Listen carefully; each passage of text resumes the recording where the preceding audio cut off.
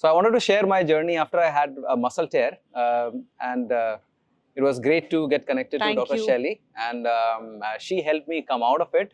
We used a very unique method this time, where we collaborated, and she provided the medical inputs and few things that I needed to do, and apart from that, we used some of the good functional movement. So, Shelly, what was your assessment of my injury? When I met Rishi, I think you had pain and it was affecting your daily function and your workout routine as well. You're Yes, not able yeah. to progress. Yeah. So on a medical assessment, basically, I think you also had an MRI done at the same time. Yes. There was a tear in one of the muscles of rotator cuff. So when I say rotator cuff, is the prime thing that stabilizes your joint. So there are predominantly 4 muscles: the supraspinatus, infraspinatus, subscapularis, and teres minor. Don't want to bore you with more technical detail, but these 4 muscles combine to form a cup kind of a thing. And with minor wear and tear, I think your injury was limiting your range. At the same time, your right shoulder had a problem, right? So your right and the left shoulder symmetry was not right. Yeah. That's how, if you remember, that you worked with some exercises that you predominantly do only on the right side to get that symmetry back and then get back to your function. Yeah. So usually with such things, we see commonly with people who are very fit athletes, or even a daily overuse syndrome that happens it out. The first line of treatment is to actually identify which muscle is causing the problem, treat that muscle, and then help the client get back to his functional activity or the problem activity. Okay. What do you feel? How was your journey in terms of the progression? So I have been a strong believer of movement is medicine. Yes. And I see that very often, that many people, when they get injured, they stop moving and they stop doing any physical activity.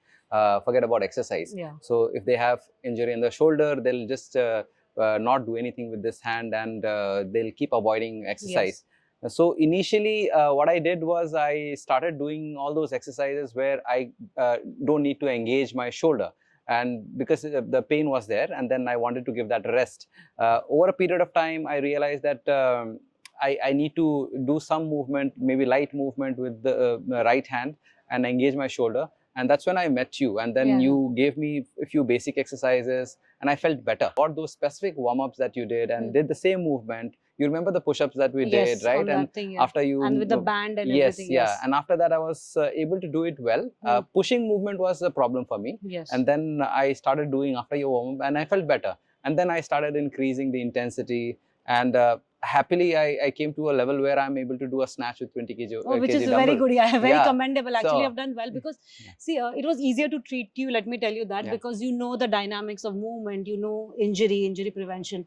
So when I see a lot of people who have an injury, as you aptly put it down, they stop moving completely. Yeah. They stop, like if a shoulder injury, there's no reason why you shouldn't go for a walk, or you shouldn't do a basic static cycle. Right. So the path to recovery is actually doing the movement. The only thing is, if physios usually help you to understand which movement would help you and which would be detrimental. Right. There would be a phase, like in your case also, we kind of avoided a few movements in the beginning, and now you're back to your normal. Right. If you do that drill, whatever suits you as a part of your warm-up and routine, I think the recurrence rate goes lower, or the chance of having it, and you're basically not letting that injury hamper your progress. Right. So I think to understand that movement is essential. Right. That's the only thing. Not moving is actually more harmful until unless it's really medically indicated. Like I have seen some cases where there's an acute tear, a fracture, hematoma where something is ruptured inside, massive inflammation and swelling. Yes, we do say don't move, put it in a sling, nothing has to be done. But a minor wear and tear, which is a grade 1 or grade 2 strain and sprains, ideally you have to be sensible in doing the movement so that you help yourself recover better. Yeah. So I was so impressed with the overall progress that we made, that I approached Dr. Shelly, and then we said that we should do this together. And the combination of rehab and helping people to move from pain to performance is missing, is what I felt. The component of functional training. So we have been into functional training for years now, and we understand the overall wellness when people do functional training. But yes, getting them from pain to be able to do functional training, there is a bridge that is required. And I was struggling with that. I mean, there are some movement which I was doing which increased the pain, and then some movement which I avoided, then again it increased the pain. So finding the right balance around which movement will improve the functioning of those muscle group was very crucial. And after that, I started doing the same movement that I used to do earlier. I did pull-ups after a long time. Push-ups and push-ups and pull-ups were my favorite movement. But because of the injury, I was not able to do that. But now I'm getting there and then getting back. That's what is important. Like even for me being in physio, yes, there's a part of it where you're medically indicated that do this, don't do that. But ultimate aim, even of a physiotherapist, is to get you back to your function, the things that you like doing. Right.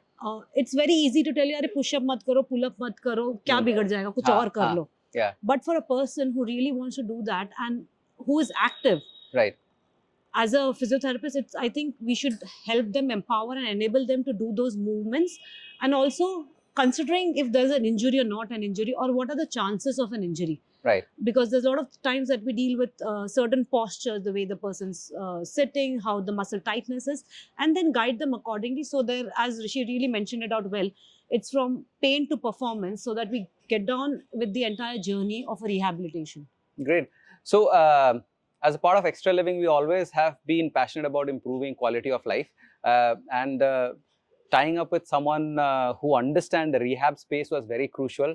And I'm really happy that Dr. Shelly has joined us as a partner, and we will be curating these kind of programs where we will take people from pain to performance in the right way. So a combined effort by me and her would be to help you understand how to reduce your pain, how to do those basic rehabs, and then after that, or along with that, we can do some functional training to get better faster and take you to a stage where you don't need to get back to a physiotherapy session, which is very common. As also, look, I'm sorry, sorry to cut you. Yeah, no, I mean, everybody knows Rishi, that he's quite a fitness enthusiast himself and been in fitness industry.